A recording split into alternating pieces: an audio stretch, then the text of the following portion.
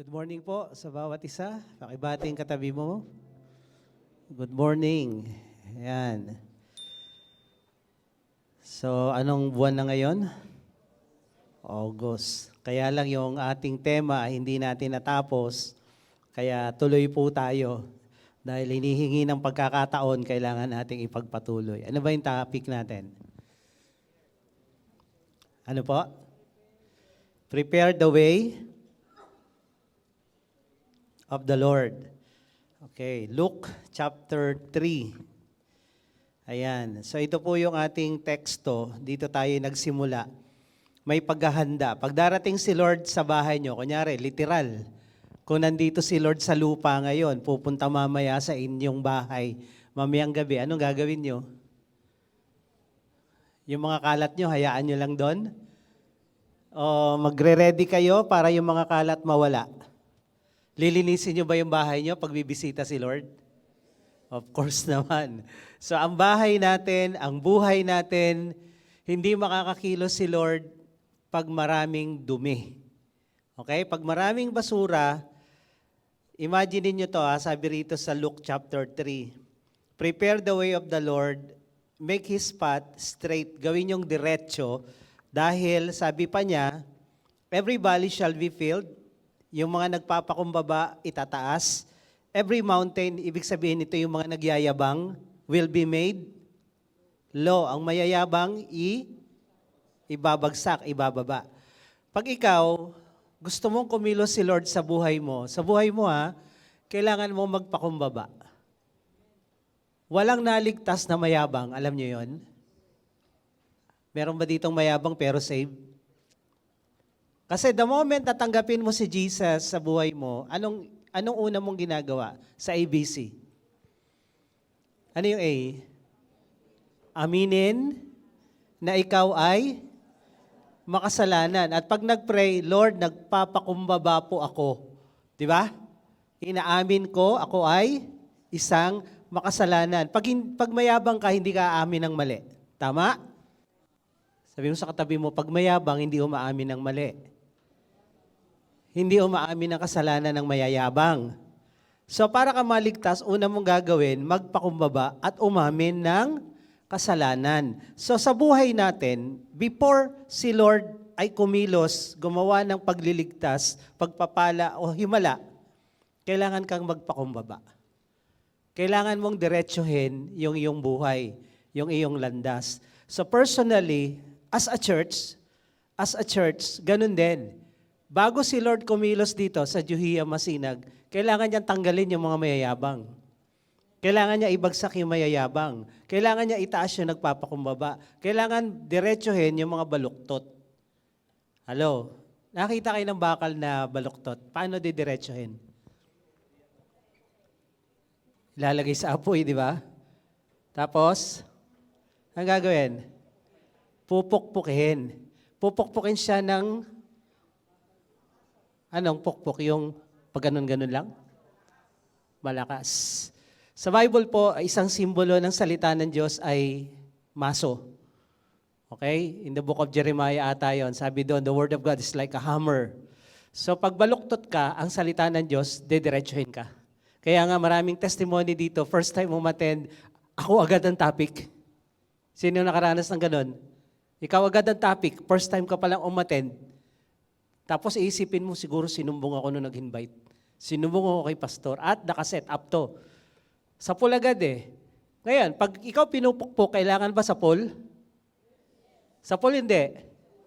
Didiretso ka pag mahina ang pukpok? Hindi. So dito po, sa Juhia, ang mga baluktot, dinidiretso po natin. Dalawa lang ang pwedeng mangyari sa isang baluktot na tao, dumiretso o mawala. Yun lang po. Wala pong gitna. So pag di mo kayang dumiretso, nawawala po dito. Kasi ang Juhia Masinag ay hindi junk shop. Ito ay repair shop. Pag hindi ka na ma-repair, ay hindi na kaya dito yun. Okay? So kailangan diretsuhin para kumilos ang Diyos sa buhay ko, sa buhay nyo, personally, sa buhay ng church na to. Sa bansa, ganun din. Kung gusto natin ng revival, yung himala ng Diyos sa Pilipinas, kailangan matanggal yung mayayabang sa posisyon. Kailangan matanggal yung mga nagyayabang dyan Nakakala mo hindi na sila mawawala sa posisyon nila forever. So kailangan ibagsak, kailangan yung mga liku-liko, diretsuhin. So sa gulo ng Pilipinas, mga baluktot yung utak ng mga tao. Kaya wag na kayong bubukas ng Facebook. So ito po yung kailangan nating gawin. If you want the blessing, the miracle, healing, o kung ano mang hinihingi mo kay Lord, kailangan mong diretsuhin ang lakad mo. Sabi mo, diretsuhin mo. Magpapokpok ka para dumiretso ka. At hindi lahat kayang magpapokpok. Yung iba umaangal. So ito po yung ating inaaral. And then, nag-end tayo last Sunday sa Absalom spirit. Sino si Absalom? Anak ni David, okay? At tahimik lang siya, hindi siya kagaya ng Amalek na galit ako dyan, galit na tayong lahat, sama-sama together. Ibang klase ito si Absalom. Sinosolo niya yung galit niya. Yung galit na maliit, anong ginagawa niya? Inaalagaan niya yon, pinalalaki niya yon. At yung malaking galit na yon, hindi na kayang kontrolin, pumatay siya. Kaya sabihin mo sa katabi mo, huwag kang mag-alaga ng galit. Pakawalan mo na yan. Lalamunin ka niyan. So ito si Absalom, breeder of anger and hate. Mayabang dahil wala ngang kapintasan. Meron namang ipagyayabang. Alam nyo, kahit may pagyayabang ka, hindi ka pa rin pwedeng magyabang. Alam nyo ba yun? Mas malala lang yung wala.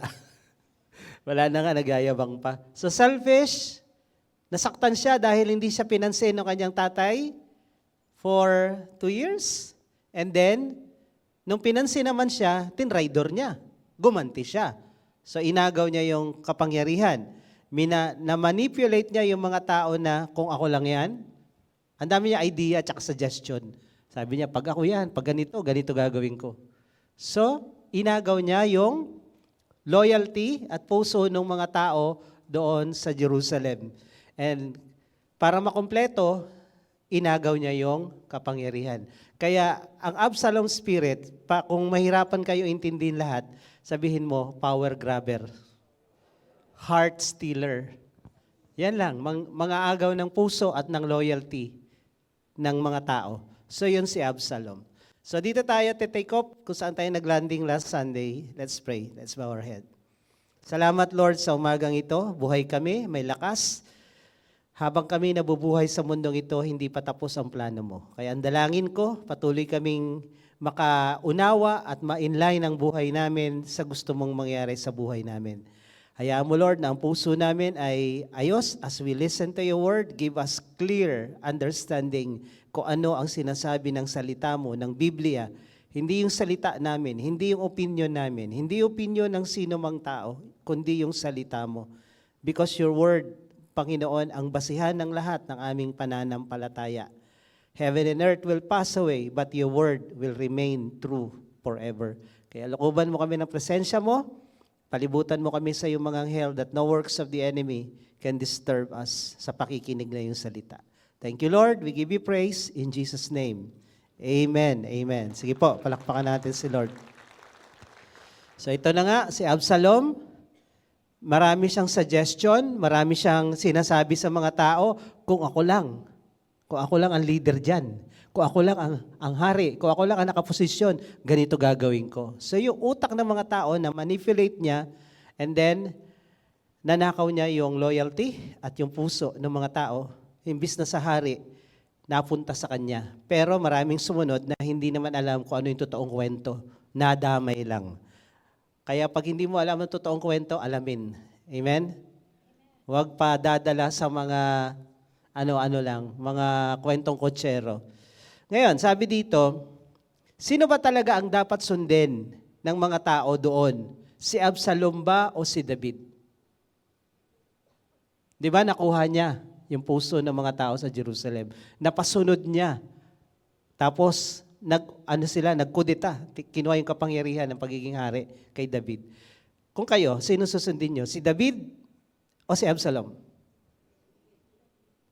Of course naman, kung nasa katinoan tayo ng utak, ang susundin mo, si David, siya ang hari. At bakit? Siya ang hari. Di ba? Anak naman ng hari si Absalom. Baka pwede na. Anak naman siya ng hari eh. So kayo, anong susundin nyo? Yung anak o yung tatay? Sa amin, may mga tindera kami, may mga tauhan kami. Pag yung anak namin nag-utos, walang approval at kumontra sa utos namin, nagpabili ng ganito o may hiningi, may pinagawa, ang utos namin ang dapat sundin ng mga tauhan namin. Bakit? Ha? Kahit anak ko pa yun ang hingi o nagsabi, hindi niya pwedeng sundin kung nagkontra na ang kagustuhan ng tatay at ng anak. Pag nagkontra na ang kagustuhan ng mas mataas sa nasa baba, sino susundin mo? Yung nasa baba o nasa taas? Sabi mo sa katabi mo, ang susundin mo yung nasa taas ha? Hindi nasa baba. Sabi mo, hindi niya narinig yan. Yung nasa taas ang susundin, hindi yung nasa baba. Maliwanag po ba? Maliwanag.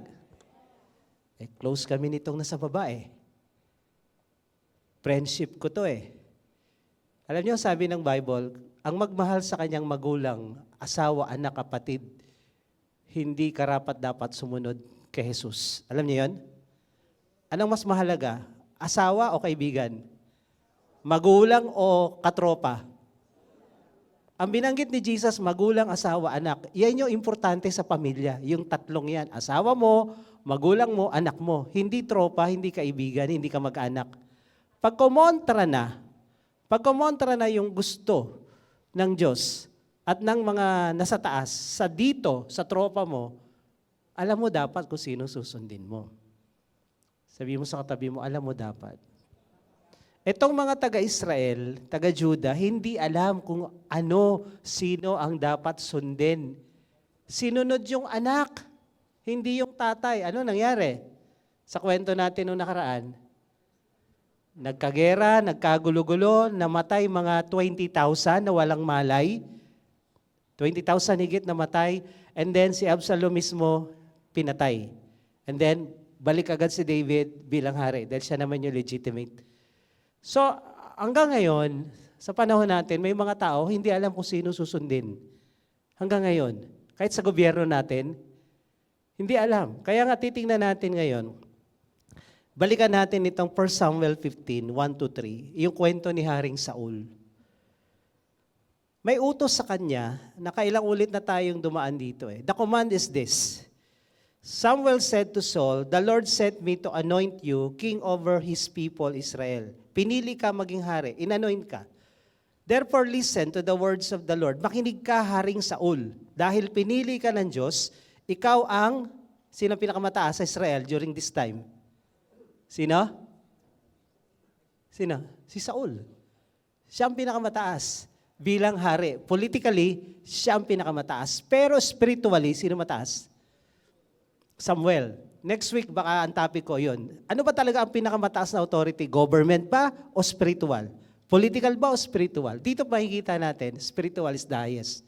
Pag nagbangga ang political at spiritual, spiritual ka. Kahit sa magulang pamilya. Ganun pa rin, spiritual is the highest authority in the land. So dito, inutusan ni Lord, through Samuel, lusubin mo ang Amalek. Go, strike Amalek, and devote to destruction all that they have. Lahat ng meron sila, wasakin nyo. Huwag kayong magtitira. Do not spare them.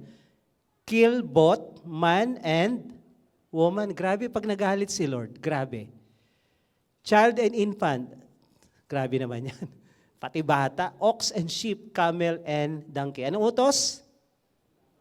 Ubusin ang Amalek. Walang ititira. Pati yung kanilang mga alaga, mga ari-arian. So ngayon, pumunta naman itong si Haring Saul ayon sa utos ng Diyos. Alam ba niya ang utos? Maliwanag ba? Clear ba yung utos? Ano yung utos? Ubusin ang Amalek, walang ititira, pati yung kanilang ari-arian dapat papatayin. Okay. Pumunta ang Haring Saul. And then bumalik. Nag-report kay Samuel. Chapter 15, verse 9, then 12, 13. But Saul and the people spared Agag. Tingnan nyo ha, binanggit sa Bible si Saul at yung mga tao, yung mga sundalo niya, yung mga nasasakupan niya, hindi pinatay si Haring Agag. And the best of the sheep. Yung magagandang tupa, oxen, calves, lambs, and all that was good, and would not utterly destroy them. Hindi pinatay. Matataba to, malulusog to, sayang naman. And all that was despised and worthless, they devoted to destruction. Yung mga pangit, pinatay. Grabe, no? Meron yata itong discrimination eh. Then, sabi dito, nung pumunta doon si propeta Samuel, it was told Samuel, Saul came to Carmel, and behold, he set up a monument for himself. Naalala si Absalom, anong tinayo niya bago mamatay? Ano yun? Balikan nga natin. Ano yan? Ito yung Absalom Monument. Nakakapagtaka ba na yung mga leader na atat sa kapangyarihan pero rebelde, gustong magtayo ng sarili nilang pangalan at ribulto? Nakakapagtaka ba yon? Bakit kailangang magtayo ni Absalom ng ribulto niya, ng monumento niya at ganun din naman si Saul? Na sumuway ka na nga, nagtayo ka pa ng monumento mo. Sino gusto magtayo ng monumento rito? Diba? Pag nagpagawa ng mga project sa gobyerno, pangalan nila yung nakalagay doon. Pera nyo ba yan? Dapat pangalan namin yan dahil pera namin yan, di ba? Hello? Ang tunay na leader, hindi naglalagay ng monumento niya. Hindi naglalagay ng pangalan niya kasi hindi niya yan pera. Ano kaya? Pastor Berhel Fellowship. Ano kaya, no? Iglesia ni Kaday. INC. Imagine niyo kaya yung ganon. So kaya tayo dadamputin dito. Sa ito, nagtayo ng monumento, lahat po ng mayayabang gustong makilala siya. Walang mayabang na nagtatago sa ilalim ng takip ng tansan. Ang mayabang gusto, ako bida. So kailangan nyo ipakita through the monument na tinayo niya. So Samuel came to Saul and Saul said, Blessed be you, the Lord. I have performed the commandment of the Lord. Tingnan niyo to ha. Pumunta siya kay Samuel, sabi niya, mission accomplished. Ginawa ko yung utos mo. Teka, ano ba utos? Ubusin, walang ititira. So ang sabi ni Samuel, 14:15, ano yung naririnig ko? Ano yung ingay ng mga hayop na yan? Kung talagang sumunod ka, ano yan? Alam niyo, ang pagsuway sumisingaw. Ang pagsuway, maririnig balang araw. Merong mga umiiyak, may mga umaangal sa pagsuway. Etong mga hayop na to, ay, hayop nga. Umaangal, sumisigaw. Then narinig ni Samuel, sabi niya, ano yung mga yan? Kung talagang sumunod ka, bakit may ganyan? What then is this bleating of the sheep in my ears and lowing of the oxen? Nag-iiyakan sila. Saul said, anong sabi ni Saul? They have brought them from the Amalek. Sino yung they? Yung mga tauhan niya. Siya ang pinaka mataas, correct? Politically. At inutusan siya ng spiritual leader. Yung mga tao niya, pantay sila? Pantay hindi? Hindi. Ang sabi niya, they. Sila ang nag-utos sa akin na huwag patayin yan. Teka lang, ano klase kang leader ang nag-uutos sa iyo yung nasa baba at ang sinusunod mo na sa baba? Ano klase kang leader pag ganun ka? Yung janitor kasi inutusan ako eh. Sino ka dito? CEO lang naman. Tama yun. Sumunod siya dito sa nakakababa sa kanya. They, and then, sabi dito, they have brought them from the Amalekites, for the people spared the best. Yung mga taong yan, ayaw nilang patayin yung mga magagandang hayop, at sabi nila, may magandang motibo. Ang motibo lang naman namin is to sacrifice to the Lord, your God. Your God pa, hindi our God, your God. Kaya lang naman namin to, hindi pinatay, utos nila. Sabi ng mga taong nasa baba. At kaya namin to ginawa, ang motive namin, ang intention namin, maganda, ialay kay Lord. Kahit maganda ang intention mo, maganda ang plano mo, motibo mo, pero sumuway ka sa Diyos, disobedient ka pa rin. Kasalanan niyang ginawa mo. Kahit maganda motibo ko, para naman sa kabutihan ni Lord, ng gawain ni Lord at ng lahat, kahit obedience is better than sacrifice. Lagi niyong tatandaan to. Pag kami sumunod na sa nasa baba namin, out na kami, noon pa dapat. Out na kami. So ang sabi dito, alay naman kay Lord to 18 to 19. And the Lord sent you on a mission and said, go devote to destruction. Why then did you obey the voice? Did you not obey the voice of the Lord? Bakit sinunod mo yung mga tao kaysa kay Lord? Alam niyo kung sino nag-appoint sa'yo, yun ang susundin mo. Ako bilang pastor dito, si Lord ang nag-appoint sa akin dito. Si Lord ang susundin ko. Kung hindi ko kayo masunod at nasunod ko si Lord, panalo pa rin ako. Pero kung nasunod ko kayo at si Lord hindi ko nasunod, kangkungan ako dadamputin. Alam niyo yun? You are responsible to submit and obey kung sino yung nakakataas sa inyo. So sa akin, kagaya dito, sa kwentong ito, sinunod niya yung nasa baba. Alam niyo, ang trabaho ng mga nasa baba, mag-suggest, kahit sa opisina. Subukan niyo, meeting kayo ng mga boss niyo, supervisor. Nag-suggest ka. Yung suggestion mo ba, required na gawin nila? Hello? Ngayon, hindi sinunod yung suggestion mo. Anong gagawin mo? Naalala niyo si Ahitopel noong nakaraang kwento? Kumampi kay Absalom, tapos nag-suggest si Ahitopel, nag-advise, ganito gawin natin. Lusubin agad natin si David. Hindi sinunod. Anong ginawa ni Ahitopel? Nagbigti. Sa sobrang yabang at pride niya, alam niyo, pag kayo nag-suggest at hindi nagawa yung suggestion niyo, huwag kayong magpakamatay ha. Suggestion lang yan. Okay? Ang magdidesisyon yung leader. Ang leader naman, pwede niyang i-check yung suggestion. Mukhang maganda to Pero hindi required ang leader na yung suggestion ng nasa baba ay gawin. I-consider. Dahil may matututunan din tayo sa mga tao sa baba natin. Huwag tayong mayabang.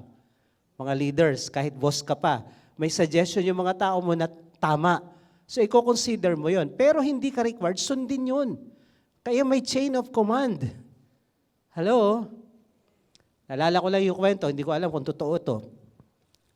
Nag-uusap yung mga engineer, matagal na to mga 70s siguro. Engineer, architect, tinitingnan nila yung building. Alam niyo ng mga panahon na yon, nasaan ang mga elevator? Panahon na yon. Nasa gitna ng building ang mga elevator. Yung mga lumang building sa Makati, pagpasok mo ng pinto, ang elevator nasa dulo, nasa gitna yan ng building. Aakyat yun, bababa, nasa gitna. Hindi na nila naabutan yun. Naabutan niyo yung malalaking CD sa Kenny Rogers? Plaka po yun, hindi CD. So marami na kayong hindi alam. So, noong unang panahon, ang elevator nasa loob, nasa gitna. So, yung building na yun, nag-expand, maraming tao, hindi na kaya i-accommodate ng elevator. So nag-iisip yung mga architect at engineer, anong gagawin natin dito para madagdagan ng elevator to? Gigibain ba natin yung gitna ng building? Yung janitor nagwawalis, nakikinig. Sabi ng janitor, Sir, ano kayang gawin nyo? Dito nyo sa labas ilagay ang elevator. Wala kayong gigibain. Hindi nyo gigibain yung gitna. Dito lang sa labas. And the rest is history. Alam nyo na ngayon, yung malalaking building, ang elevator, yung malalaking hotel, at sa ibang bansa, nasaan? Sa loob o nasa labas? Di ba, paglabas nyo dyan, ang elevator nasaan? Nasa labas. Kita. Dati hindi mo kita ang elevator. So may matututunan ka sa baba. Pero required ba yung engineer at saka yung architect na sundin yung janitor? Hindi. Tandaan nyo yun Ang suggestion, hindi utos. Suggestion lang. Huwag kang magpapakamatay dahil hindi nasunod ng gusto mo. Maliwanag po, si Ahitopel nagbigti dahil hindi nasunod ng kanyang suggestion. Kasi actually, hindi suggestion ang gusto niya. Utusan niya si Absalom. Maliwanag po ba yan? Sa opisina, sa trabaho, kahit saan, kahit sa church, it's the same principle. Suggestion lang ang pwede nating ibigay. Ako may matataas sa akin. Pag ako nagsuggest at hindi ginawa, okay lang. Kadalasan, pag ako naman nagsuggest, sa akin hindi pinapagawa. Eh di mas mahirap yun. Kaya hindi na ako nagsasuggest. So yun, so sabi dito, sabi ni Saul, they, the people. Tingnan nyo ha, paulit-ulit ha. And then, verse 20 to 21. Saul said to Samuel, sinunod ko, nakikipagdebate siya. Pag binasa nyo lahat ito, hindi, sinunod ko talaga eh. Sabi ni Samuel, hindi ka sumunod, disobedience ka. Hindi, sumunod ako, sila ang may kasalanan, yung mga nasa baba. Alam nyo, pag ikaw leader, magmula sa presidente hanggang barangay captain, pag binintangan mo yung mga tao sa baba mo, inutil ka. Inutil ka, hindi mo kayang maging leader, bumaba ka dyan. Eh kasi sila eh. Kasi sila eh. Take the responsibility. Rise and fall, defense and leadership. So dito, makikita mo, nakikipagdebate na siya kay propeta. Sabi niya, sumunod ako eh. I have gone on the mission. I have brought Agag the king. Oh, imagine mo, ang sabi ubusin, sumunod ako pero bitbit ko si Agag. Alam mo niya talaga utos? O nagmamaang-maangan lang siya? Clear ba yung utos? Clear eh. Eh bakit di niya sinunod? Tapos sasabihin niya, sumunod ako. May mga ganong tao, hindi na nga sumunod, gina-justify pa yung hindi nila pagsunod. Sumunod ako eh, mali lang kasi utos mo. Yung utos mo ang mali. Dapat di mo inutos yan. Kasi kung hindi mo inutos yan, hindi ko to ginawa. Ikaw ang mali. Ikaw ang nag-utos eh. Tama yung ginawa namin para kay Yahweh to. Matutuwa si Lord dito. Ay, iaalay namin kay Lord. So, sabi niya dito, sumunod ako, pero but the people took the spoil. Again, sabi ni Saul, sila kasi, the people, the people, kinuha nila to sacrifice to the Lord your God. Pag leader ka, hindi mo pwedeng ituro yung nasasakupan mo na silang mali. Ikaw ang magdidesisyon. Mahirap maging leader. Okay? Kahit sa tatay, sa nanay, hindi mo pwedeng sabihin yung mga anak ko pasaway eh. Nasa sayo ang command responsibility.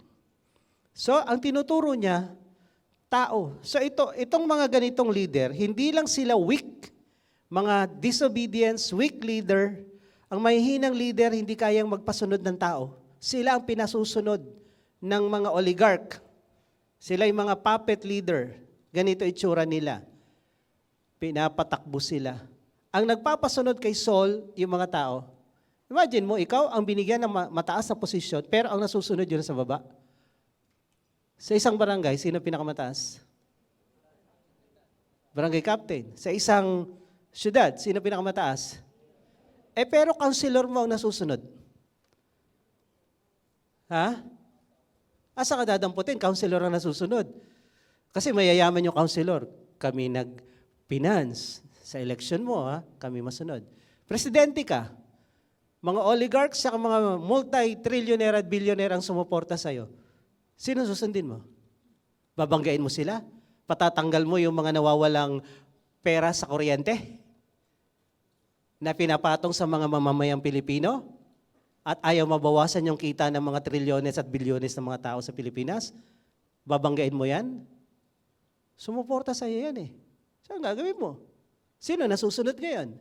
Kaya nga may manipulation. Kami may control sa'yo. Napanood niyo yung Avatar? Yung Earthbender? Yung leader ng Earthbender, alam niyo? Sino nasusunod? Sino nanood? Hindi po bawal manood ng sine, ha? Saka Netflix. Sino kapanood ng Avatar? Hindi. Okay. So yung kingdom ng Earthbenders, may hari. Pero hindi siya ang nasusunod. Yung prime minister niya. Sunod-sunuran lang siya, pinapatakbo siya. Minamanipulate siya. So ganito nangyari kay Saul, manipulate ng mga nasa baba niya. Tandaan mo to, pag leader ka, ikaw ang pinakamataas, hindi ka pwedeng sumunod sa mga nasa baba mo. Pwede kang makinig, pwedeng mag-suggest, pero hindi ikaw ang pasusunurin. Pag ganyan ang nangyari, may nagpapatakbo sa isang pinakamataas na leader, bagsak yung organisasyon na yan, bagsak yung bansang yan. Babagsak at babagsak yan. Kaya kung kayo may posisyon, saan man, huwag kayong magpapamanipulate kung sino man ang may influence. Lalo na yung mga may pera. So, ang sabi dito, Ang ending, 22-23, sabi ni Samuel, "Has the Lord great delight in burnt offering?" Mas natutuwa ba ang Diyos na ialay mo yung mga hayop na yan? As in obeying the voice of the Lord? Mas gusto ba ni Lord nagsasacrifice ka, nagtatrabaho ka sa ministry, ginagawa mo lahat, inaatinan mo lahat, pero hindi ka naman sumusunod? Ang dami mong alam pero wala kang sinusunod sa alam mo. So pinipilit mo na magsakripisyo, akala mo natutuwa ang Diyos sa iyo. Ang sabi dito, hindi natutuwa ang Diyos sa sakripisyo kung hindi ka naman sumusunod. Obedience is better than sacrifice. Sabi dito, listen to the fat of rams than the fat of rams, for rebellion is a sin of witchcraft. Ang pagre-rebelde, hindi pagsunod sa utos ng Diyos, ay pangkukulam. Si Saul ay kinulam ng kanyang mga miyembro at siya rin naman nangungulam, gusto niyang masunod. Ang witchcraft is, wala kang authority, pero nangaagaw ka. Gusto mo pasunurin yung nasa taas sa'yo. Sundin niyo ako, you bow down to me. Namimili ng loyalty ang witchcraft. Alam niyo naman yung witchcraft, di ba? Alam niyo yung mga kulam, marami tayo dito sa Pilipinas nun eh. Ilalagyan mo ng buhok tapos tutusukin mo. Oh, nakokontrol mo siya, di ba? Yung mga taga-Sikihor, taga-Samar. Alam natin yan eh. So, kinokontrol mo, yun yung witchcraft. Pero ang biblical witchcraft, ibang style. Pero controlling pa rin. Gusto ko, ako ang masunod. Paano naman ito leader, pero ang nasusunod yun sa baba? Tama ba yun? Ikaw ang magulang, pero sunod-sunuran ka sa anak mo. Ikaw ang boss, pero yung katulong mo ang nagde-decide sa bahay nyo. Proud ka pa. Pwede ba yun? Sa opisina, ikaw ang boss, pero yung mga tauhan mo, gagawin niya kung anong gusto nila. Pwede ba yun? So dito, nangyari, ang sabi ni Lord, hindi pwede yun. That is stubbornness, that is iniquity and idolatry. Because you have rejected the word of the Lord, He has also rejected you. Dahil hindi mo sinunod ang utos ko, utos ng Diyos, tinatanggihan at tinatanggal ka na ng Diyos. Naalala ko lang kagabi, itong Juhia Masinag, ilang taon na po tayo? 23 years old. Alam niyo ang kwento nito? Every anniversary, kinikwento ko, pero last anniversary, itong May, hindi ko nakwento. Para doon sa mga bago, pasadahan ko lang, ang kwento kasi nito, parang ganito. Lagi may gustong magdomina, may gustong masunod, magbida-bida. 2003 nagsimula itong church, ang Juhia Masinag. Bago to nagsimula dito sa Labasa, kami po ay kararating namin ng India. Nakatira kami sa India for years bilang missionary. 4 years kami doon halos, 1999. Dumating kami ng Pilipinas and then nag-church kami sa ibang church. Tapos nakarating kami ng Bunkers Village, San Mateo. Then naka-attend kami doon sa maliit na church, Juhia pala yun. Tinulungan namin yung Juhia doon sa Bunkers. Tapos, sabi nung pastor doon, yung head, may church sa Halang na naghihingalo at magulo. Naghihingalo na, magulo pa. Yung sinasabi ko, 15 na nga miyembro, 10 doon, demonyo pa. Yung mga ganon. So sabi sa akin, puntahan mo, ayusin mo. Sabi ko, sige pastor, saglit lang kami doon kasi sa December aalis kami, magmi-mission kami sa Japan. So wala pa namang yung sa Japan. Pero pinuntahan namin diyan sa Halang, doon kay La Raymond. Nakatago yung parking doon, nagche-church sa parking lot. So yung parking lot, malaki eh. So yun yung church, walang bayad, libre kasi yung may-ari noon, siya yung nagpagamit. Pero alam nyo, gusto niya siya masunod. Binibigyan niya kami ng mga kung ano-anong ulam, asawa na sa Amerika, pag may mga dumating, abot-abot. Then one day, sabi niya, palitan niyo na yung pangalan ng church. Gawin yung Corona Baptist Church. Buti na lang wala pang pandemic noon ha. Kaya siguro nagkaroon. So sabi ko, teka lang po, hindi po ako ang nag-appoint sa akin dito. Bago lang ako sa Juhia nun eh. Kausapin nyo yung mga mataas sa akin. Hindi ako pwedeng magdesisyon dyan. Hindi, sabi nila. Kilala nila Raymond to. Sinasabi ko, I will not mention name. Tanungin nyo sila. So sabi, Bakit? Ano bang naibibigay sa iyo ng Juhia? Dito, pag pinalitan mo yan, padadala ka namin ng Amerika. Abaw! Sabi ko, hindi po ako naghahangad ng Amerika dahil kagagaling lang namin ng ibang bansa. So, sa madaling salita, nagalit sa akin at kinausap ko yung mas matataas sa akin. Anong gagawin? Sabi nila, ilabas mo. Ilabas mo yung church. So, nilabas ko yung church. Lumipat kami dyan sa may Just Building. So, yung iba sumama, iilan lang, and then nag-start kami. Sabi nun, nung may-ari ng grahe, ay, hindi tatagal yung church na yan. Walang pera yan. Kasi wala kaming rent dun eh. Then dito magre-rent kami, iilang piraso lang kami. So nawala, hindi raw tatagal kasi gusto niyang kontrolin yung takbo ng church. Paglabas namin, may nasira naman kaming ninang namin sa kasal. Siya naman yung pumalit doon sa nawala. So, nag-provide si Lord ng magpipinan sa renta namin. Sa amin, kunyari, 15,000 yung rent. Sagot ng ninang namin yung 10, sa amin yung 5. At saka yung ilang membro. So, nag-survive kami. Hindi nagsara yung church. Itong ninang namin, sa kasal, ganun din utak. Gusto niyang mangontrol. Ang dami niyang sinatanong, ang dami niyang inaangal. So, nalaman namin yung mga pinagsasabi niya doon sa mga workers at leaders, ang lit-lit pa ng church. Ala na, hindi na nagpakita. Umalis na lang bigla. So, ang sabi din niya, hindi tatagal yan. Magsasara yan church kasi wala silang pambayad. Imagine mo, 15,000 ang renta, 10 sa kanya, saan namin kukunin yung 10,000? Diba? So, umalis. Then, nagpadala si Lord ng panibago. Doktor naman. So, naglagay. So, dumami kami, nalipat kami sa QSB building from 15 to 50, and then, nalipat kami ng Masinag Market.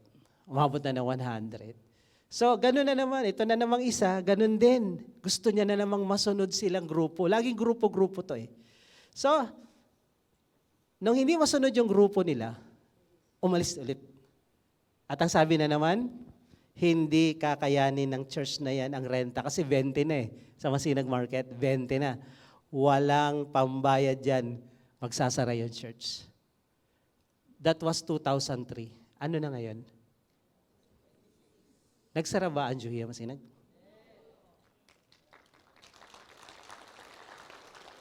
$23 na paulit-ulit na may ginagamit ang demonyo para guluhin ang church na to. At lagi nilang sinasabi, magsasara yan. Ito mga umalis, nagtayo ng church. Mga kamag-anak pa nila yung mga nati dito, naiwan. Nagtayo ng church, nagsara. Yung iba, hindi na nagsisimba, lahat nag-backslide na. Ang dahilan kung bakit galit sila, kasi hindi sila nasusunod dito. Dahil ginagawa namin kung ano ang sinasabi ng Biblia. So sa tagal na yon, 2003, 2026, 23 years, the same. Meron din naman iba na nagpasaway, wala na nga ambag, nagpasaway pa.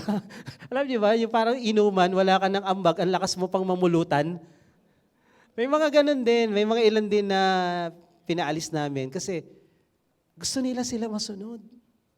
Sabi ko, kung tama kayo, dapat kayo ang pastor dito. Kayo yung nagtiis ng 2003 hanggang ngayon.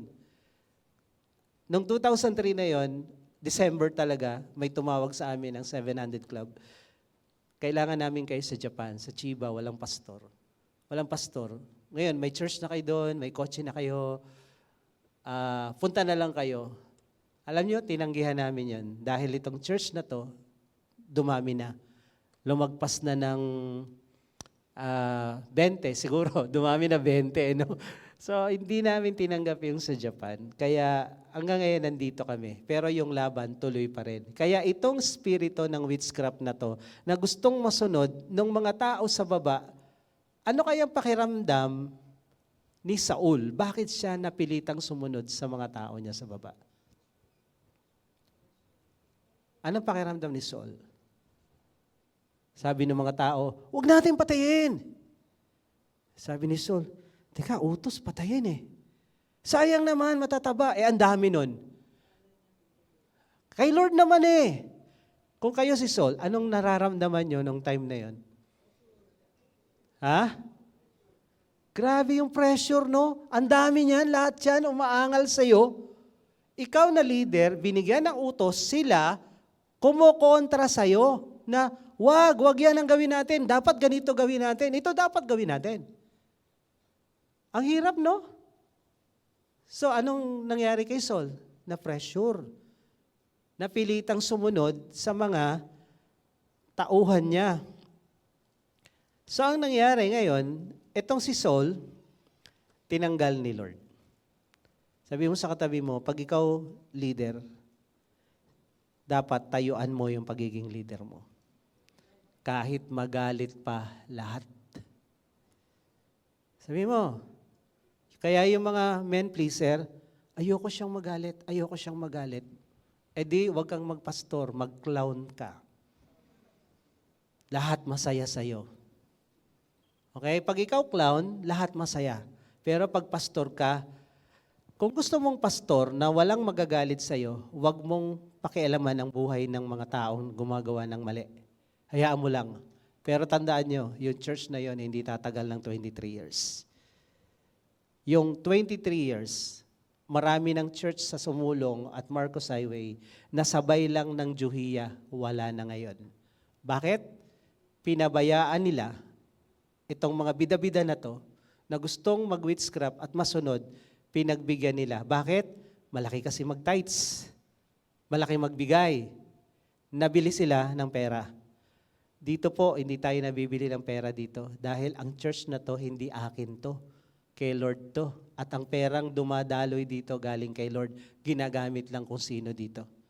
At pag wala ka na, may ipapalit si Lord sa'yo. Ang Diyos hindi nawawala ng tao. Ang tao pwedeng mawala ng Diyos, pero ang Diyos hindi. Amen ba? Kaya yung matatagal na dito, umabot na ng 20 years, they know the story. And they know how the story ends. Alam na natin to. Kaya itong mga to, yung mga dumaan dito sa church na to, ngayon naaawa ako dahil wala na, backslider na. Yung mga church na tinayo nila, buwag na. Yung mga church na nilipatan nila, wala na sila doon. Bakit? Kung dito nga sa pukpukan, di ka tumiretso, doon kaya sa paganon-ganon, di diretso ka? Hello? Hello? Pero yung mga nandito, tumagal ng 20 years, 15 years, tingnan niyo buhay nila kung hindi dumidiretso, kung hindi pinagpapala ng Diyos. Amen? Sige, palakpakan niyo nga yung sarili niyo. Tayo. Let's pray. Sila ang buhay na patotoo. Buhay na patotoo na pag dumiretso ka, binigyan mo ng laya ang Diyos kumilos sa buhay mo, nagpakumbaba ka. May mga nakabili nga ngayon ng bahay at lupa, di ba? Noong mga nakaraang taon, sunod-sunod, lahat sila nagbilihan ng mga kotse. Lulupit nitong mga to.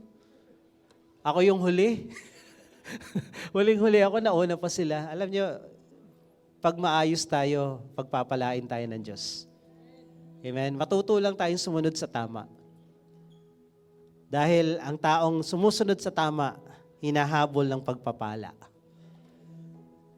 Pero yung pagpapala hinahabol mo, ayaw mo sumunod sa tama, gugulo buhay mo dyan.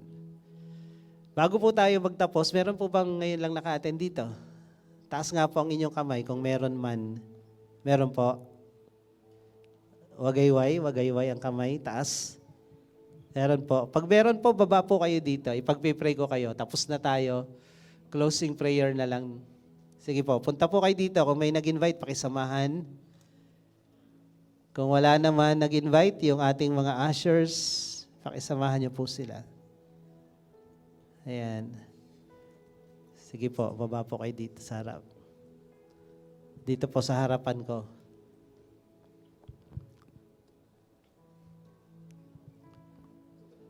Harap po kayo sa akin. Ayan. So welcome po kayo dito sa Juhia. Ang Juhia po ay Jesus Our Hope International Assemblies. Kami po ay Christian group na wala kaming tinataas na religion, sekta o grupo. Ang tinataas po namin dito si Jesus lang. Si Jesus po ang may-ari ng church na to, hindi kami. So, si Jesus ang nagsabi na siya ang daan, katotohanan at buhay. Walang makakaparoon sa langit sa Ama kung hindi sa Kanya dadaan. So yun po yung tinuturo namin dito. Sa grupo po namin, walang kaligtasan dito. Kung kayo magpapamiyembro sa amin, hindi po kayo maliligtas unless tanggapin nyo si Jesus sa puso nyo bilang Panginoon, bilang tagapagligtas, tsaka lang kayo masisave. Kaya kahit tumagal ka ng 20 years dito, hindi mo tinanggap si Lord, hindi ka sa langit pupunta. Pero kahit ngayon ka lang pumunta rito, pero tinanggap mo si Jesus ng totohanan, nagsisi ka sa kasalanan mo, langit po tayo kung dumating yung time na kukunin niya na tayo. Gusto niyo po ba yun? So, tanggapin natin si Jesus. Magpe-pray po tayo. So, lahat tayo yumuko, lahat tayo pumikit. Let's bow our head and close our eyes at sumunod po kayo sa panalangin babanggitin ko. Sabihin nyo, Panginoong Jesus, Panginoong Jesus, ako po'y lumalapit sa iyo. ako po'y lumalapit sa iyo. Nagpapakumbaba. Nagpapakumbaba. Inaamin ko. Inaamin ko. Ako'y isang makasalanan. Ako'y isang makasalanan. At wala akong magagawa At wala akong magagawa para iligtas, para iligtas, ayusin, ayusin, o baguhin o baguhin ang aking sarili. ang aking sarili. Ngunit Panginoon, Ngunit Panginoon, nananampalataya po ako. nananampalataya po ako. Kaya ka namatay sa krus Kaya ka namatay sa krus ay para tubusin ako, ay para tubusin ako, patawarin, patawarin, linisin linisin sa lahat-lahat sa lahat-lahat ng mga kasalanan ko. ng mga kasalanan ko. Sa oras pong ito, Sa oras pong ito, binubuksan ko sa iyo binubuksan ko sa iyo ang aking puso. ang aking puso. Pinapapasok kita. Pinapapasok kita, Tinatanggap kita tinatanggap kita bilang aking Diyos, bilang aking Diyos, Panginoon Panginoon, at tagapagligtas at tagapagligtas ng aking buhay. ng aking buhay. Marami pong salamat Marami pong salamat sa pagmamahal mo sa pagmamahal mo at sa pagliligtas mo at sa pagliligtas na natanggap ko na natanggap ko sa oras na ito. sa oras na ito. Ito po ang aking Ito dalangin po ang aking dalangin sa pangalan ni sa Jesus. pangalan ni Jesus. Amen. Ako na lang pong magpipray. Pwede na kayong, patuloy lang tayong nakayukot, nakapikit. Pwede na ibabain yung kamay. Lord, salamat sa mga anak mo na lumapit dito sa harapan. Ang dalangin ko, Lord, mula ngayong araw na to, makilala kanila ng lubusan sa tama, malalim at bibliyang kaparaanan. I-guide mo sila at hayaan mo na maranasan nila yung patnubay at pagpapala mo, Panginoon, beginning today. At hindi ito ang huli na pagpunta nila, kundi ito ang simula at tuloy-tuloy na marinig nila ang iyong salita, Panginoon. At sa lahat po ng nandirito, Lord, dalangin ko sa aming mga naiintindihan ayon sa iyong salita. Ang problema ng bansa namin, ganito din. Ang leadership sumusunod sa baba. Ang leadership sumusunod sa mga influensyadong mga tao, sa may pera at may influensya. Mula taas hanggang baba, ganito ang sitwasyon ng bansa namin. Ganito ang sitwasyon, Panginoon, sa mga opisina. Ganito rin ang sitwasyon sa bawat pamilya. Nasusunod yung mga anak. Ganun din sa mga churches, Panginoon. Kaya ang dalangin ko, kami na nandirito sa Juhia, ayusin mo kami. Itama mo yung utak at pananaw namin, gawin namin yung totoo, gawin namin kung ano yung tama na sinasabi ng Biblia. Hindi po kami ma-pressure sa mga tao na sila ang sundin namin. O hindi kami mabudol kagaya ni Absalom na nabudol yung mga tao at napasunod niya. At hindi kami ma-pressure kagaya ni Saul na sumunod sa kanyang mga nasasakupan.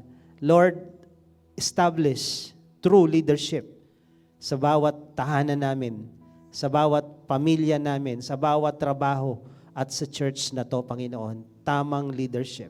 Kaya salamat, Lord. We entrust everything to you. I-apply talaga namin ito. Salamat po at pagpalain mo kami the whole week. Ito po ang aming dalangin sa pangalan ni Jesus. Amen. Amen. God bless you po.